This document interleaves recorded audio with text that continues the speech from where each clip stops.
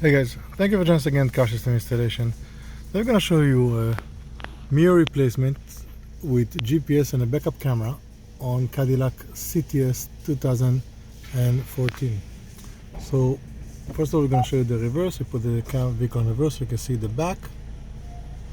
I'm going to put it back in drive or park, and we have the GPS in here. This is a mirror replacement, so as you can see, it's not a clip-on. It's a direct replacement, which makes it much nicer, much cleaner. You don't have to see something that will fall, the wires running, it all goes clear and nice. You have the iGo maps. These ones are licensed maps, so you can update them. You can get updates, you can go and choose different ones, you can get 3D marks and everything. So everything here, licensed maps. Advantage is, again, you get stuff that are updatable. You don't have to worry about this being having maps that will not show you the right streets down the road a year or 2 years from now. The system also has some other features in it, but you have built-in Bluetooth and some other stuff, but we're mainly using that for our GPS.